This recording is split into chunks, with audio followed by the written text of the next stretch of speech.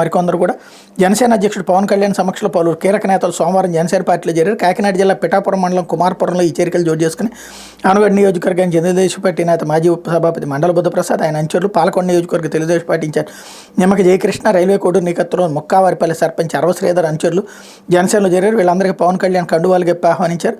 నాయకులు మండల రాజేష్, తాతంశెట్టి నాగేంద్ర, డాక్టర్ గౌతమ్, గర్భాన సత్యబాబు తదితరులు పాల్గొన్నారంటూ ఓవరాల్గా వాస్తవంగా ఏంటయ్యా అంటే జనసేనకి ఇచ్చిన సీట్లే 24, అందులో ఒక 3 మళ్ళీ 21కి 3 బీజేపీకి ఇప్పించారు 21.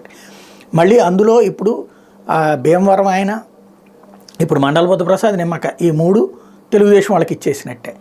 అట్లాగే తెలుగుదేశం కోసం అని చెప్పేసి రాజమండ్రి రూరల్ వదిలేసుకున్నట్టే, అంటే 4 సీట్లు అక్కడ వదిలేసుకున్నారు.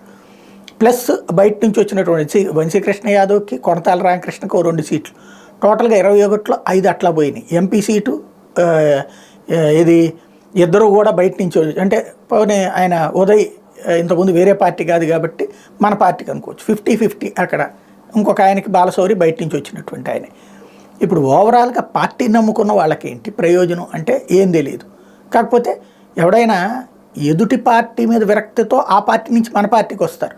అదేంటో మన కూటమిలో ఉన్నటువంటి పక్క పార్టీ వాళ్ళు మన పార్టీలోకి వచ్చి సీట్లు తీసుకోవడం ఏంటో, మన పార్టీ నమ్ముకున్నటువంటి వాళ్ళకి సీట్లు రాకపోవడం ఏంటో, దానికోసం ఆ సీట్ల కోసం ఎంత పోరాటం ఎందుకో అర్థం కానటువంటిది విచిత్రమైనటువంటి వ్యవహారం. That is